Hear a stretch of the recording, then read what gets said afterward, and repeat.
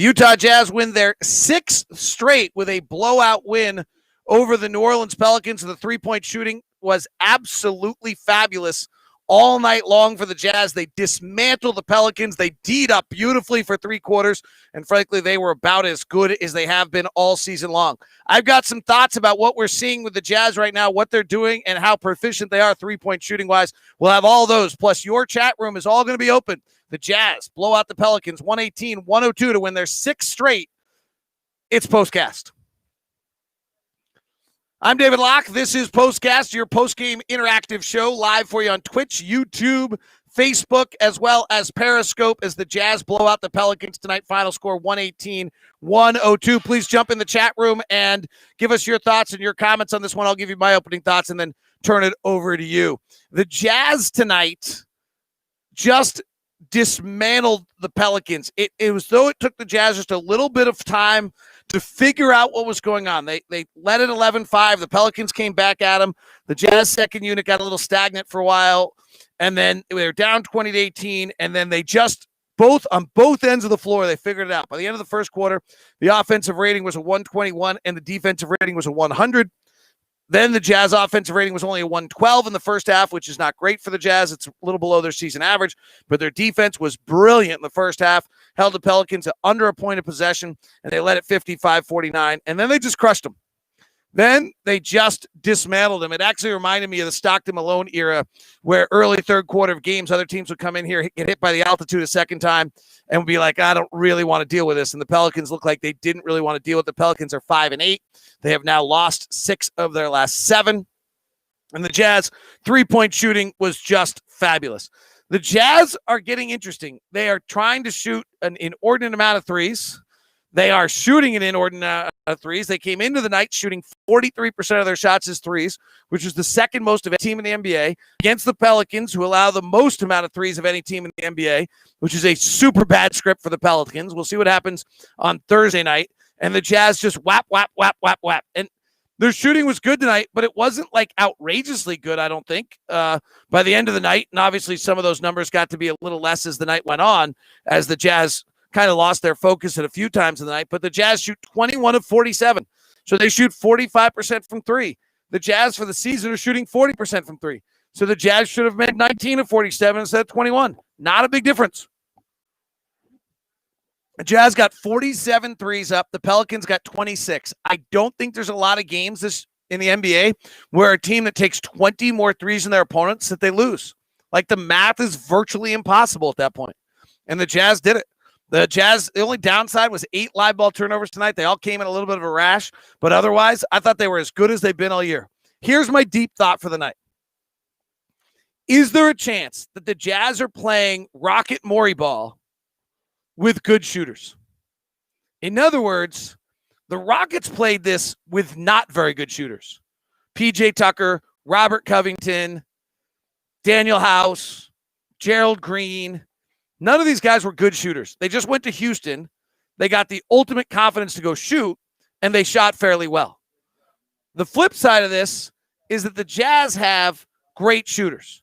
If you look over the last 4 years on catch and shoot threes, the Jazz players all rank in the top of the league. Donovan's number 2. Boyan's 24th. Royce's 30th. Joe's 39th. Clarkson's 41st. Here's the effective field goal percentage. Over the last 4 years of all of our three-point shooters, effective field goal percentage weighs three-point shooting. In other words, gives you what it would be if they were all 2s. Here are the numbers. Donovan Mitchell, 71%. Mike Conley, 68. Bojan Bogdanovic, 64. Royce O'Neal, 63. Joe Ingles, 62. Clarkson, 62. Niang, 62. Those are our numbers on catch and shoot threes and the effective field goal percentage over the last 4 years. Not small sample sizes here. 4 years. These are the great shooters being given the freedom to bomb threes off ball movement and actions into open looks, and they're killing it. And they've won 6 straight. Thursday will be really interesting to me to see what, with a day of film, the Pelicans do, because frankly, they were embarrassed tonight. And Stan Van Gundy's a good coach who's going to look at it and have an answer. It'll be fascinating to see what they do. All right, ton of comments and questions. Chase points out that Rudy's rim gravity was phenomenal tonight. None of this happens without Rudy rolling to the rim as a threat. Faves rolling to the rim as a threat. And you saw them get dunks late because these guys got tired getting beat by threes. You're absolutely right. Paul, what do you think the Jazz what do you think how the Jazz approach round 2 against the same team? I mean, we're going to come out and do the same thing. It's going to be interesting to see how they adjust. I'm fascinated by this. We played 2 games back-to-back against great coaches. Stan Van Gundy and Rick Carlisle. Most coaches in the league are great, but those 2 are particularly good. So it'll be fascinating to see what they do differently against us on Thursday. That's going to be fascinating. Highlight of the game, Niang's one-hand slam appears to be playing extremely well on both ends. His statistics defensively incredible. No. Highlight of the night, Donovan Mitchell's wraparound pass to Bojan Bogdanovic is truly one of the most incredible passes I've ever seen. It was a 92-mile-an-hour fastball on the black, and Bojan buried the shot. He passed it from under the glass, wrapped it around all the way back up top to Bojan. It was incredible. Jazz did a double guard pick a couple of times. It seemed really confused defense. Small pick and rolls get very interesting. Small pick and rolls where you switch it into another pick are even more interesting. You're absolutely right. Great pickup. Brad Rasmussen. Ingles got a purple cow tonight. Yeah, kind of a diet purple cow, as a friend of mine said. 6 threes, 6 attempts. Like it. Why is Zion so poor defensively? Because he's 20 and young. Young players are bad defensive players. You don't win with young players. It's the best part of our team. We're not relying on a single rookie. We're not relying on a single guy who doesn't have like 4 years experience in the league. That's why we got a chance. Joe Ingles is perennial dark horse MVP candidate. Okay.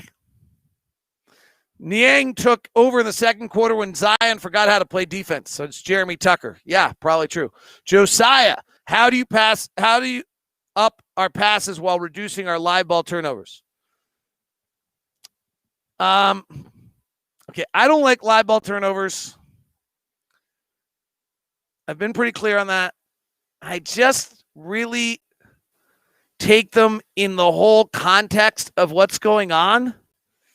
And so when you tell me we had 28 assists tonight, when you tell me that we had, I'm looking this up right now, 11, 13, 6, we had 18 assisted three-point shots tonight.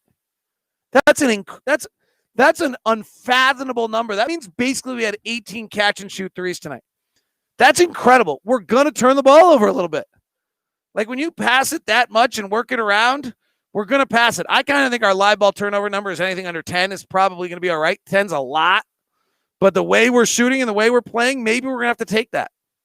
I mean, our offensive rating tonight was a 122.